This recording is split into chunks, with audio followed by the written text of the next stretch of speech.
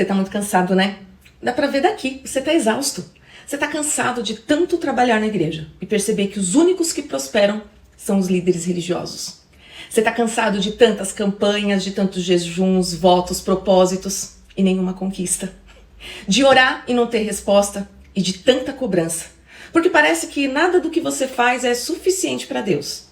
Você está cansado de ser explorado pela religião, em que tudo é motivo para tirar seu dinheiro. É roupa para festividade, cantina para construção, dízimo para tapar a boca do devorador, campanha de arrecadação para missionários, oferta para fogueira santa, centenas de reais em lenços umedecidos, vaquinhas para festa de aniversariante e sua conta bancária nunca consegue sair do vermelho. Mesmo que todo domingo você ouça que se você devolver com alegria, a boca do devorador será tampado e chuvas de bênçãos serão derramadas sobre você. Você está cansado e não aguenta mais as tardes de bênçãos, terças-feiras da libertação, 7 sextas-feiras da vitória, jejum de Daniel, mês da batalha espiritual. E fora que todo ano é a mesma ladainha. Ano da vitória, o ano da colheita, o ano do crescimento, o ano do agora vai. Só que passa ano e entra ano e nunca vai. E parece que nada é suficiente para convencer a Deus, o Deus da religião, a te abençoar e a te responder. Você canta, fico feliz ao vir em tua casa. Mas se você pudesse um domingo, só um domingo ficar em casa, descansando e por que não assistindo de repente o final do campeonato do seu time favorito? Mas trocar a casa do Senhor pelo seu prazer carnal? Jamais! Isso te levaria diretamente para o inferno. E lá na casa do Senhor, porque te fizeram acreditar que o templo é a casa de Deus, ao invés de ouvir uma mensagem que te edifique, que te dê força espiritual, que te leve a cultuar e a adorar o Deus de amor, você vai ouvir que você precisa ser mais frequente no culto, que você precisa colaborar mais com a igreja, que você precisa ter cargos, que você precisa se comportar porque Jesus vai voltar e você vai ficar. Inclusive, você está preparado para a volta de Jesus? O que você tem feito por ele, /igreja, /sua denominação, para que não corra o risco de que seus irmãos sejam levados e você, ao olhar para o lado, perceba apenas que as roupas deles ficaram e você também?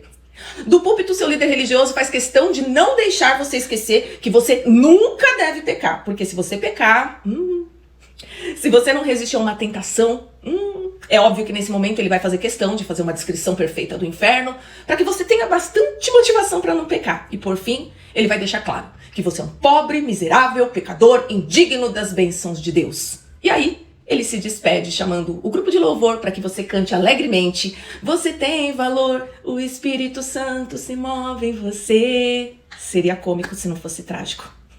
Talvez agora você entenda o porquê que você está cansado. Você só não entende porque apesar de tudo isso que você faz certinho, a sua vida não sai do lugar. E você não consegue sentir aquela paz que excede todo o entendimento e a alegria do Senhor que deveria ser a sua força. E a resposta é que Deus não precisa dos seus sacrifícios para te abençoar. Ele já te abençoou. Jesus, ele já pagou o preço e a obra dele na cruz foi completa. A morte dele já te livrou de toda condenação, inclusive. O seu pecado ocasional, ele não te leva mais para o inferno e você não precisa mais fazer votos, promessas, campanhas e nem jejum para obter respostas. Deus, ele não precisa ser convencido a te fazer o bem. Você só precisa crer que o que você pede já é seu e viver como se isso já fosse uma realidade na sua vida. Isso se chama fé.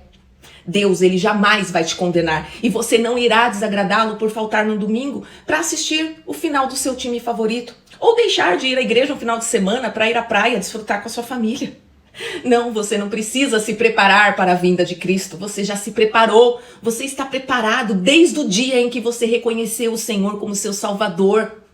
E a não ser que você o abandone e deixe de crer nisso, jamais ele vai te deixar aqui. E talvez você não saiba, mas ninguém vai sumir, desaparecer e deixar apenas as roupas. Isso é mais uma falácia inventada pela religião para te manter no controle através do medo. Você só precisa ser grato, reconhecer cada gota de sangue que foi derramada por você, procurando fazer o seu melhor dentro das suas condições. Sim, é apenas isso. Amar a Deus sobre todas as coisas e ao teu próximo como a ti mesmo. Isso é o suficiente para agradar o coração de Deus. E a fé é a única coisa dentro do mundo espiritual que pode gerar aquilo pelo qual você tem orado e buscado. Sem ela, nenhuma atividade religiosa pode operar um milagre na sua vida.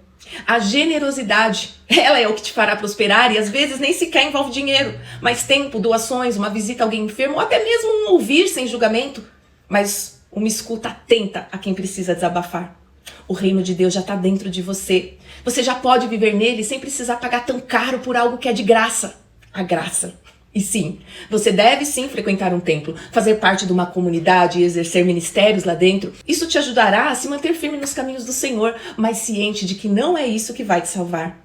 E você não é um pobre, miserável e pecador. Você é um salvo redimido pela graça. Você é um filho amado, feito à imagem e semelhança do Pai, com poderes que você nem imagina que tem e que a religião jamais vai te explicar como usá-los. Você não precisa de cobertura espiritual do seu líder religioso. E nem que ele fique dizendo o que você tem ou não, ou o que você pode fazer ou o que você não pode fazer, e o que é pecado ou não. Você já tem o Espírito Santo, que é o seu guia, o seu consolador, e que te mostra quando você erra, através do sentir paz ou não, através da sua consciência, te sinaliza quando você pisa na bola.